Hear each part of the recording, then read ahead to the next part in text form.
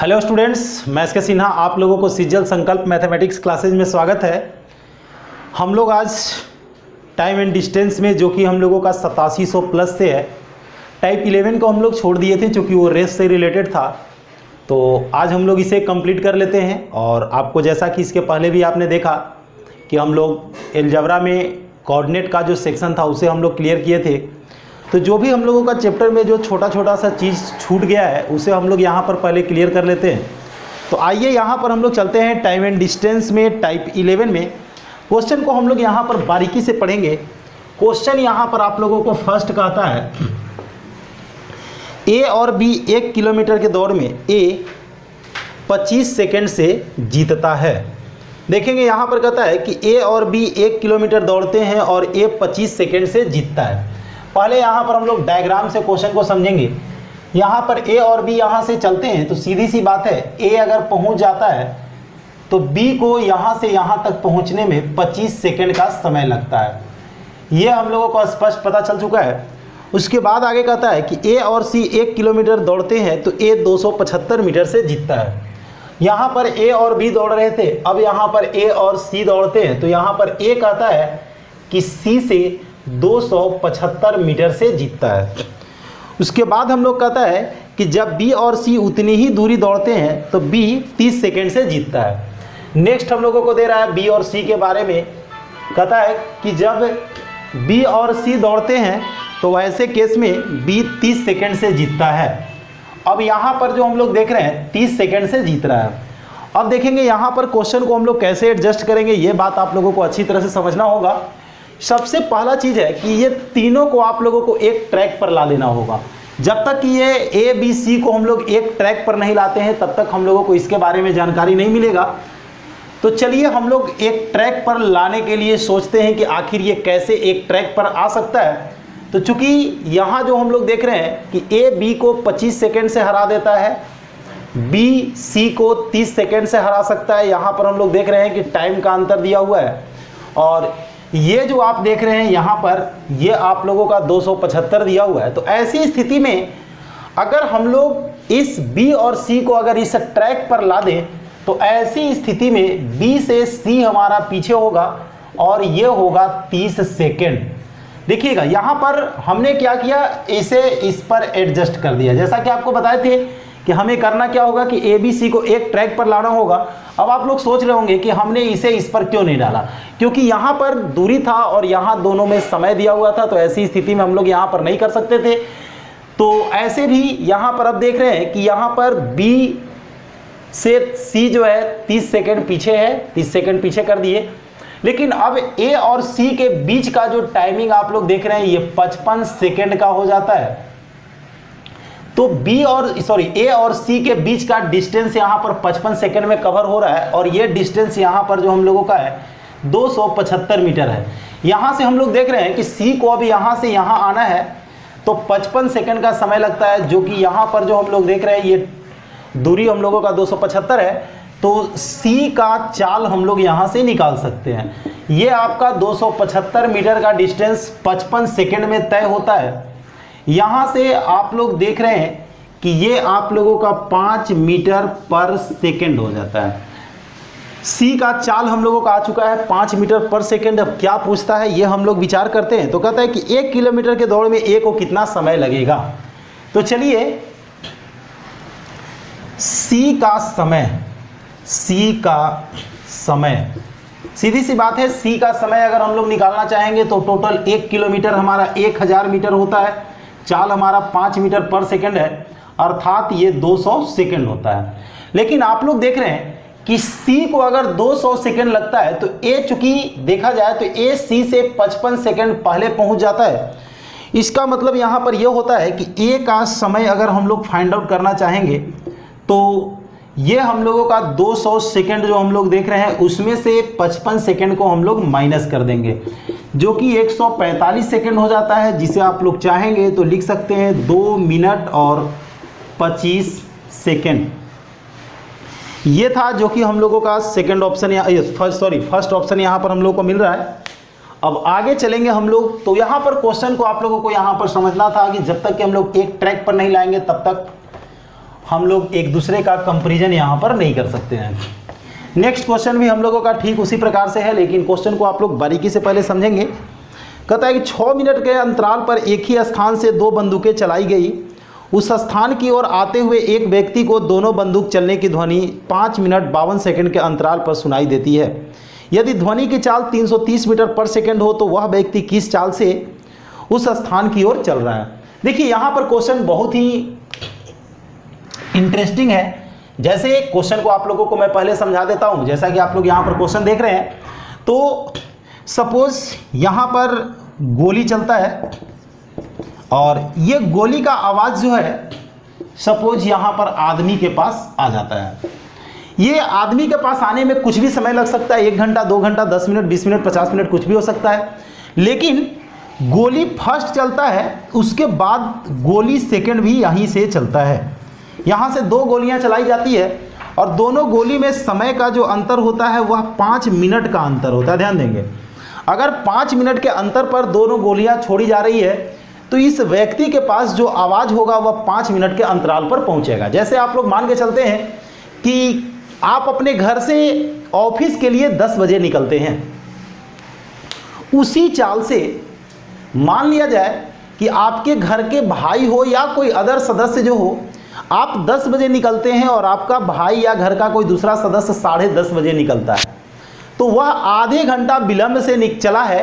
तो आप जितने समय में ऑफिस पर पहुंचेंगे उसके आधे घंटे के बाद वह भी ऑफिस में पहुंचेगा।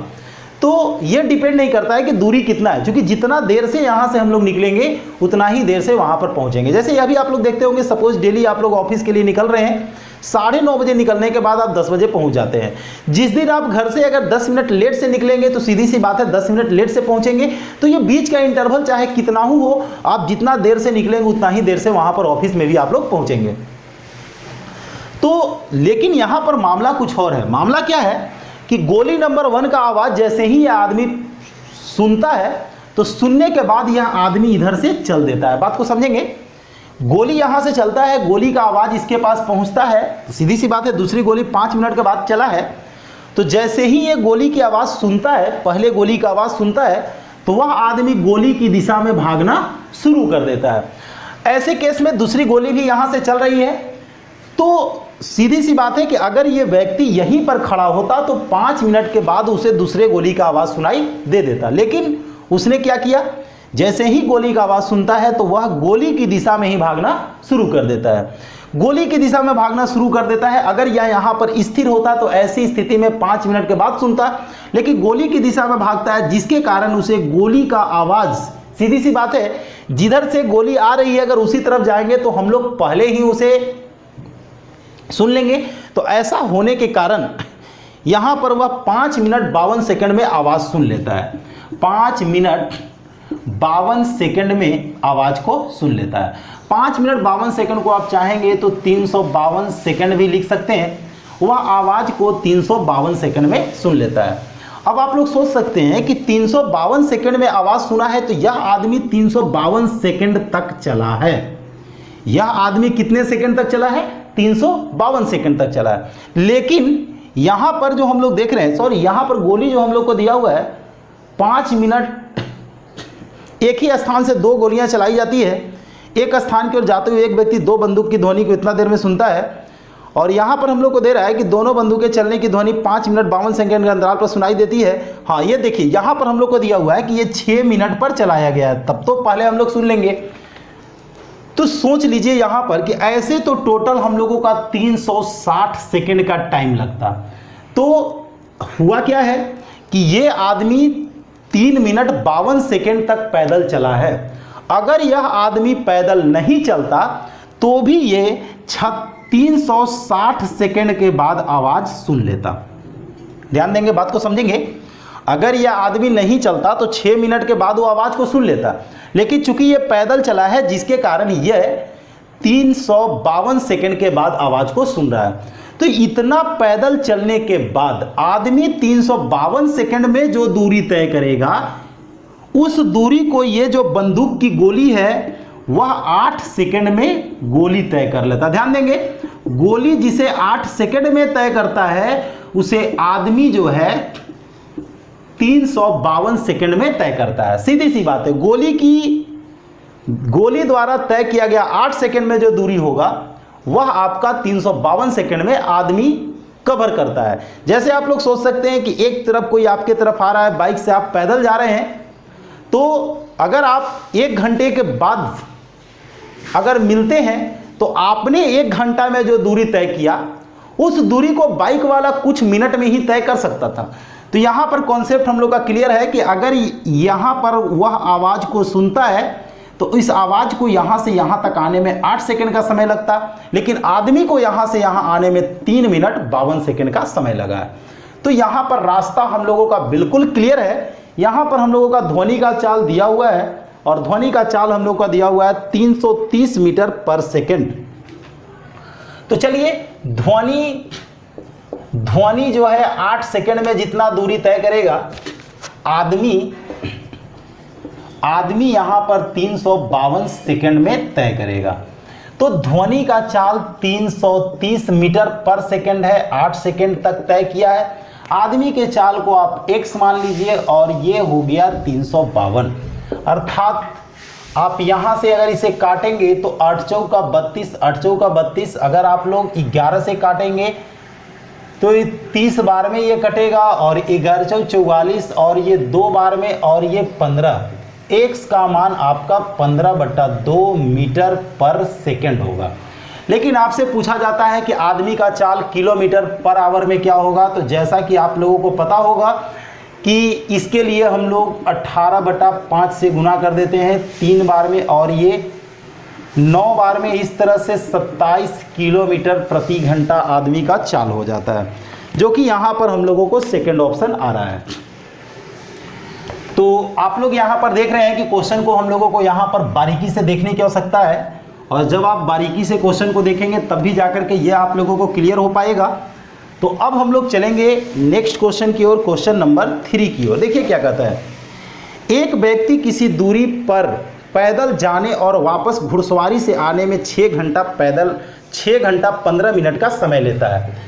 वह आदमी पैदल जाता है, पैदल आप समझ रहे हैं 11 नंबर की गाड़ी से पैदल जाता है और सवारी से आता है। पैदल जाकर सवारी से आता है तो 6 घंटा 15 मिनट का समय लगता है। अगर दोनों तरफ पैदल जाता है, यानी कि दोनों तरफ वह पैदल ही सवारी अगर करता है, तो उसे जो समय लगता है 7 घंटा 45 मिनट का समय लगता है। अब आप लोग करेंगे क्या, सीधी सी बात है, हम लोगों को यहाँ पर क्वेश्चन पूछता है कि यदि दोनों ओर सवारी द्वारा जाने आने में उसे कितना समय लगेगा।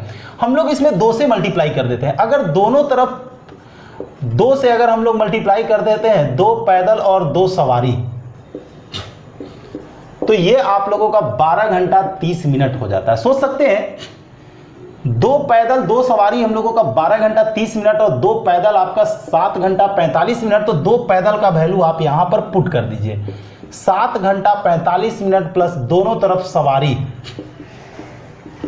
12 घंटा 30 मिनट, यानी कि दोनों तरफ अगर सवारी से यात्रा तय की जाए तो 12 घंटा 30 मिनट से 7 घंटा 45 मिनट को आप घटाएंगे, यहाँ पर आप लोगों का 45 मिनट ही आएगा और 11 से ये घटेगा 4 घंटा 45 मिनट का समय लगेगा। ये था हम लोगों का 3 और अब हम लोग चलेंगे क्वेश्चन नंबर 4 की ओर। रवि अजय एक ही स्थान एक साथ ए से 60 किलोमीटर की दूरी पर स्थित बी के लिए रवाना होते हैं। यहाँ पर कहता है रवि और अजय एक साथ एक स्थान ए से 60 किलोमीटर प्रति घंटा 60 किलोमीटर की दूर स्थित बी के लिए रवाना होते हैं। रवि की चाल अजय की चाल से 4 किलोमीटर प्रति घंटा कम है। अजय बी पर पहुंचने के बाद वापस मुड़ता है और रवि से एक ऐसे स्थान पर मिलता है जिसकी बी से दूरी 12 किलोमीटर है। तो रवि की चाल क्या होगा। क्वेश्चन को आप लोग समझेंगे, थोड़ा सा आप लोगों को लगता होगा विचित्र टाइप का।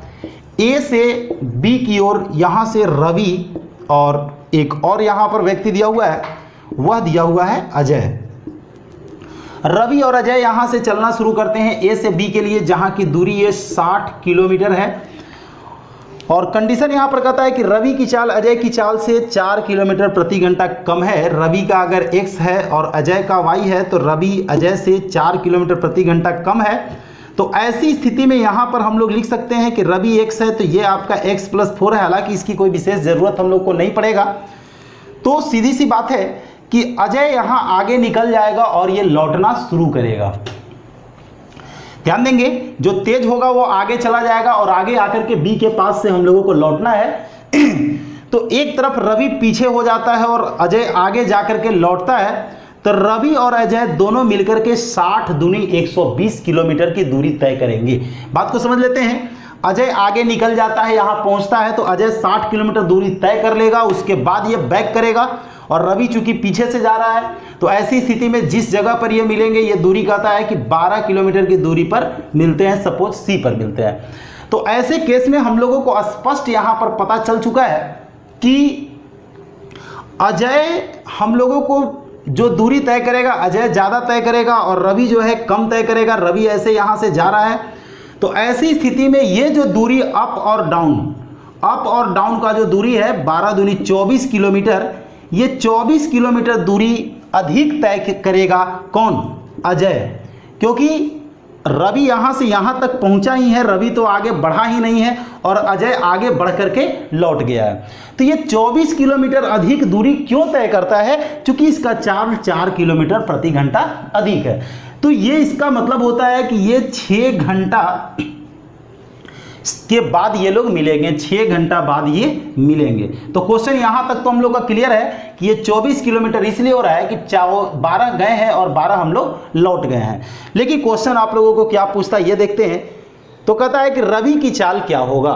देखिए रवि तो स्लो चल रहा है, रवि का चाल हम लोग को निकालना है। चूंकि 6 घंटे के बाद मिलते हैं तो ये 12 किलोमीटर के बाद मिले हैं तो रवि 48 किलोमीटर ही चला है। तो रवि का चाल आप लोगों को निकालना है। तो रवि का चाल निकालने के लिए दूरी 48 किलोमीटर और समय आपको 6 घंटा लगा है। इस तरह से 8 किलोमीटर प्रति घंटा।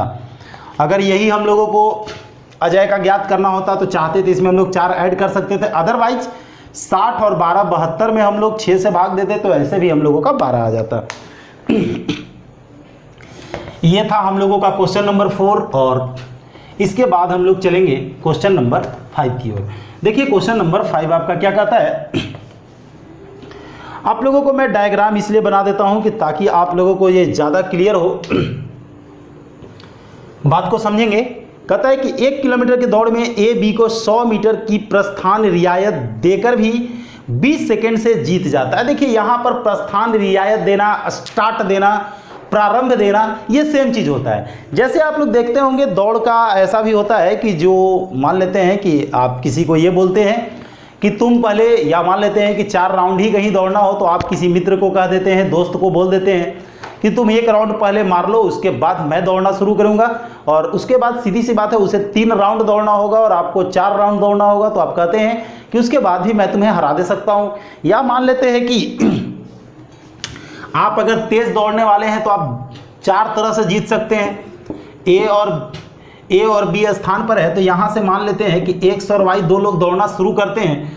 तो एक्स वाई को कहता है कि तुम यार पहले आगे खड़ा हो जाओ, चाहे ये दूरी 100 मीटर हो, जो भी हो। इसके बाद ये दौड़ना शुरू करेंगे, दोनों यहाँ पर पहुँच जाएंगे। या ऐसा हो सकता है कि ये एक्स और वाई दोनों यहाँ से दौड़ना शुरू करें और एक्स यहाँ पर पहुँच जाए, वाई 100 मीटर पीछे हो, यह भी कंडीशन हो सकता है।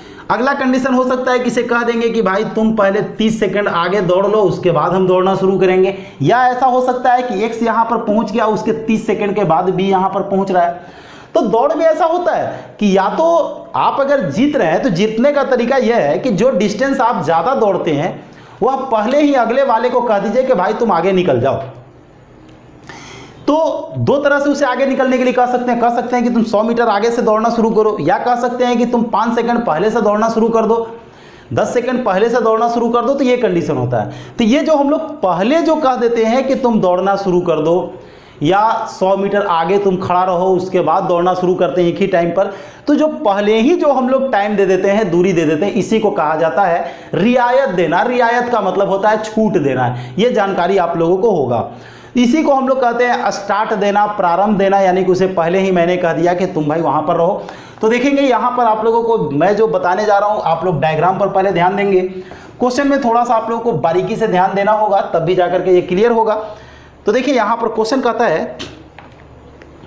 कि 1 किलोमीटर की दौड़ में ए बी को 100 मीटर का रियायत देता है। चलिए केस फर्स्ट की हम विचार करते हैं। पहले फर्स्ट लाइन क्वेश्चन हम लोग पढ़ते हैं। ये रेस 1000 मीटर का है। तो यहां पर कहता है कि ए बी को 100 मीटर का प्रारंभ देता है। बी को यहां पर कह देता है ये 100 मीटर की दूरी पर है और ए यहीं पर है। देख सकते हैं बी को पहले कह दिया है कि भाई तुम 100 मीटर आगे रहो, उसके बाद हम लोग दौड़ना शुरू करेंगे। ये हम लोगों का इंड बिंदु है। तो यहाँ पर स्थिति क्या होता है कि सोच सकते हैं कि इसे 100 मीटर आगे खड़ा कर दिया है, अपनी 100 मीटर यानी कि स्टार्टिंग पॉइंट पर है। तो अब सोच सकते हैं कि बी को तो मात्र 900 मीटर की दूरी तय करना है और ए को 1000 मीटर की दूरी तय करना है। इसके बावजूद भी स्थिति क्या होता है कि प्रस्थान देकर भी 20 सेकंड से जीत जाता है। फिर भी ए यहां पहुंच जाता है तो भी बी पीछे रहता है। कितना सेकंड से? 20 सेकंड से। यानी कि बी को अगर यहां से यहां पहुंचना हो तो 20 सेकंड का टाइम लगेगा।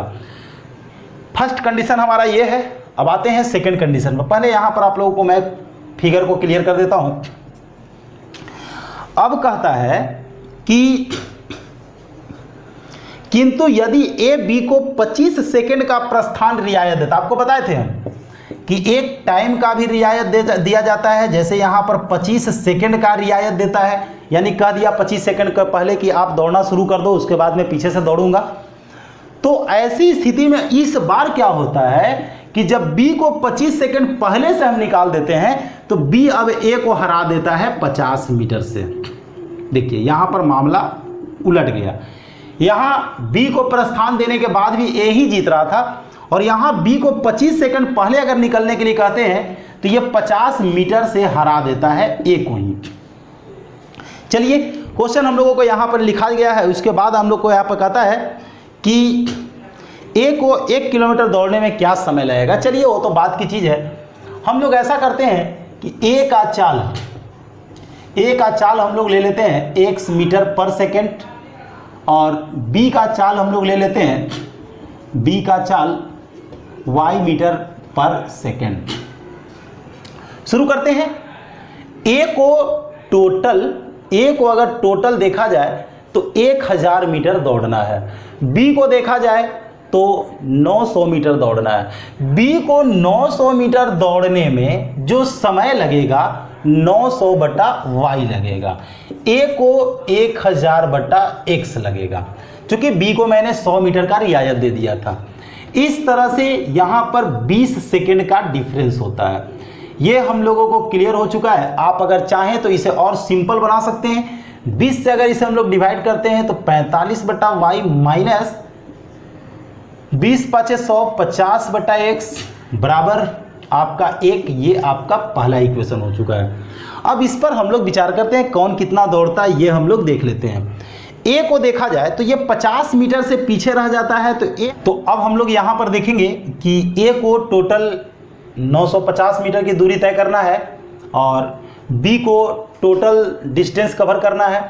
तो चूंकि हम लोग देख रहे हैं कि बी को 1000 मीटर की दूरी हम लोगों को तय करना है और बी का चाल हम लोगों का y दिया हुआ है, ए को 950 दूरी तय करना है जिसका चाल हम लोगों का x दिया हुआ है और ये दोनों को घटाने के बाद जो हम लोगों को मालूम है वह हम लोगों का हो जाता है 25 सेकंड का डिफरेंस हो जाता है। सीधा हम लोग 25 लिखेंगे। ध्यान देंगे ए को यही दूरी तय करना था और बी को यहाँ से यहाँ तक आना है, तो बी को टोटल डिस्टेंस कवर करना था।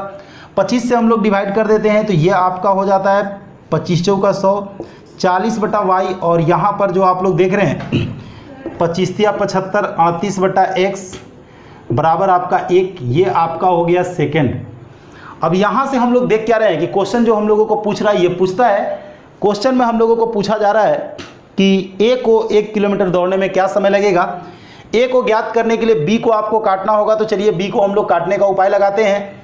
इसके लिए हम लोग करेंगे क्या कि फर्स्ट में हम लोग 8 से गुना कर देते हैं माइनस सेकंड में हम लोग 9 से गुना करते हैं। ऐसा इसलिए कि y हम लोगों का बराबर हो 8 से गुना करेंगे तो ये आपका 360 बटा y और 8 से करेंगे 8 × 5 = 40 400 बटा x इक्वल टू 8। 9 से करेंगे 9 चौका 36, 360 बटा वाई माइनस 9 से अगर गुना करेंगे 9 8 72, 9 तिया 27 और 7 आपका 34 बटा एक्स बराबर 9। हम लोग इसे घटाएंगे, ये माइनस ये प्लस और ये माइनस, ये आपका कटेगा। जब इसे घटाते हैं तो माइनस 52 बटा एक्स इक्वल टू -1 हम लोगों का होगा, ये कटेगा और एक्स का वैल्यू आपका 52 हो जाता है। एक्स का वैल्यू 52, इसका मतलब है कि ए का चाल हम लोगों को आ चुका है 52 मीटर पर सेकेंड। हमसे यहाँ पर पूछा जाता है कि ए का समय क्या लगेगा। तो टोटल डिस्टेंस हम लोगों का 1000 मीटर का है, चाल हम लोगों का 52 का है, 50 बटा 500 बटा 29 यानी कि 500 बटा 29 सेकेंड का समय लगेगा। ये था हम लोगों का क्वेश्चन नंबर 5 और यहाँ पर हम लोगों का सेकंड ऑप्शन आता है। अब हम लोग चलेंगे नेक्स्ट क्वेश्चन की ओर, देखते हैं क्वेश्चन नंबर 6 आपका क्या कहता है।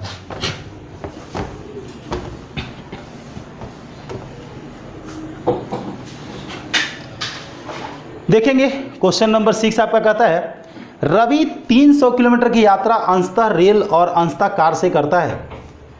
यदि उस यात्रा में उसे 4 घंटे लगते हैं, यदि वह 60 किलोमीटर रेल से जाए और शेष कार से, तो उसे यात्रा में 10 मिनट अधिक समय लगता है। यदि वह 100 किलोमीटर रेल से और शेष कार से जाए तो रेल की गति, तो यहाँ पर कहता है जाए, तो कहता है तदनुसार रेल की गति क्या होगा। देखिए यहाँ पर हम लोग शुरू करते हैं, ये जो हम लोग को दिया हुआ है टोटल डिस्टेंस हम लोगों को दिया हुआ है 300 किलोमीटर, जिसमें से कुछ दूरी वह रेल से और कुछ कार से चलता है। तो इसमें हम लोग करेंगे क्या कि रेल और कार के चाल को हम लोग ले लेंगे। रेल का चाल आप x किलोमीटर प्रति घंटा और कार का चाल आप y किलोमीटर प्रति घंटा यहाँ पर ले लेते हैं। तो चलिए शुरू होता है। उस यात्रा में उसे 4 घंटे लगते हैं जब 60 किलोमीटर रेल से, 60 किलोमीटर अगर रेल से जाएंगे तो 240 आप जाएंगे कार से, और इस तरह से 4 घंटे का समय लगेगा। एक इक्वेशन आपका बनके तैयार है। आप चाहें तो इसे और सिंपल कर सकते हैं। उसके बाद का जो स्थिति, 100 किलोमीटर रेल से जाता, अगर 100 किलोमीटर रेल से जाते तो कार से ये 200 जाता, और ऐसी स्थिति में आपको कहता है कि 10 मिनट अधिक समय लगता है, यानी कि 4 घंटा 10 मिनट, जिसे आप चाहेंगे तो 10 बटा 60 लिख सकते हैं। यहाँ पर 6 चौके 24, 25 बटा 6। अब देखेंगे जो आपको पूछ रहा होगा आप लोग उसी को निकाल करके आगे बढ़ेंगे। तो पूछता है कि रेल की गति क्या होगा। रेल का मतलब x को निकालना है। x को निकालना है तो सीधी सी बात है कि आप लोगों को y को काटना होगा। y को हम लोग बराबर करने का उपाय लगाते हैं।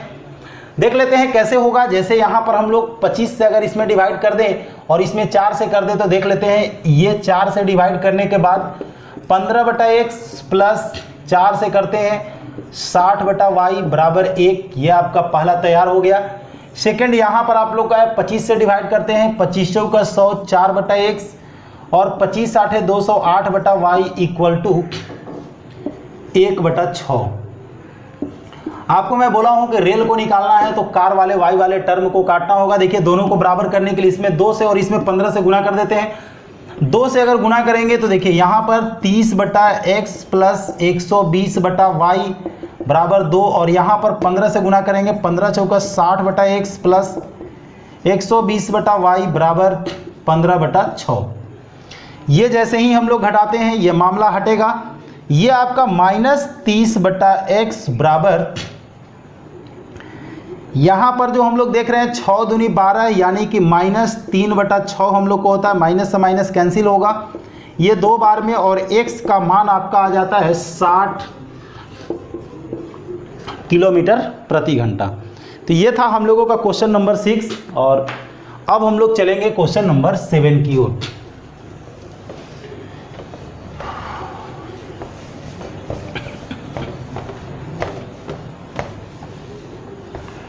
चलिए देख लेते हैं क्वेश्चन नंबर 7 आपका क्या कहता है। 30 किलोमीटर की दूरी चलने में अभय को समीर से 2 घंटा अधिक समय लगता है। यदि अभय अपनी चाल दुगना कर दे तो उसे समीर से 1 घंटा कम समय लगता है। तो कहता है कि उसे समीर से 1 घंटा कम लगता है तो अभय की चाल क्या होगा। देखिए यहाँ पर स्थिति जो हम लोगों का दिया हुआ है, अभय के बारे में कहता है कि 30 किलोमीटर की दूरी तय करने में अभय को समीर से 2 घंटे अधिक समय लगता है। अभय और समीर की जो बात हो रही है, देखेंगे यहाँ पर अगर समीर को यहाँ पर हम लोग को दे रहा है कि अभय को समीर से 2 घंटा अधिक समय लगता है। अगर समीर को x घंटा समय लगेगा तो अभय को x प्लस 2 घंटे का समय लगेगा। चलिए ये तो दोनों के समय को हम लोग लिख दिए हैं। कहता है यदि अभय अपनी चाल को दुगना कर दे। देखिए यहाँ पर अगर चाल आप लोग निकालना चाहेंगे तो चूंकि डिस्टेंस हम लोगों का 30 था, 30/x+2, इसका अगर आप लोग चाल लिखना चाहेंगे तो ये आपका 30/x होगा। और ऐसी स्थिति में यहाँ पर कहता है कि यदि अभय अपनी चाल को दुगना कर दे, अभय का नया चाल, अभय का नया चाल, अभय का नया चाल जो हम लोगों को यहाँ पर दे रहा है, तो ऐसी स्थिति में इसमें हम लोग 2 से गुना कर देते हैं। अभय अपना दुगना कर देगा तो 30, इसमें आप 2 से गुना करेंगे तो 60/x+2 होगा। अब जो है समीर को समय x घंटा लग रहा था और ये चाल को दुगना कर दिया है। दूरी हम लोगों का 30 है, दुगना आप लोग लिख देंगे x+2। इस तरह से 1 घंटा कम समय लगता है। तो चलिए ये आप लोगों का 2 बार में कटेगा। x - x+2/2 = 1, 2x - x - 2/2 = 1। यहाँ x - 2 = 2 और x का वैल्यू आपका 4 हो जाता है। आपसे क्या पूछा जाता है यह आप लोगों को ध्यान देना होगा। तो कहता है कि अभय की चाल है, तो अभय का चाल तो आपको यहाँ पर दिखाई देता है। तो अभय का चाल 30/4 + 2, 30/6, 5 किलोमीटर प्रति घंटा। ये था हम लोगों का क्वेश्चन जिसमें हम लोग देख रहे हैं। तो इस तरह से यहाँ पर हम लोगों को स्पष्ट दिखाई दे रहा है कि अभय का चाल अगर 5 का है, अगर वो 5 चाल से चलेगा तो सीधी सी बात है कि इसे अभय का चाल आप लोग देख रहे हैं, अभय का चाल हम लोगों का आ चुका है 5 किलोमीटर प्रति घंटा। उसके बाद हम लोग चलेंगे अब नेक्स्ट क्वेश्चन की ओर। थोड़ा सा क्वेश्चन को आप लोग बारीकी से ध्यान से देखेंगे, कहीं डाटा आप लोगों का गलत ना हो, क्योंकि डाटा गलत होने के बाद मामला गड़बड़ हो जाता है। ये था हम लोगों का क्वेश्चन नंबर 7 और अब हम लोग चलेंगे क्वेश्चन नंबर 8 की ओर।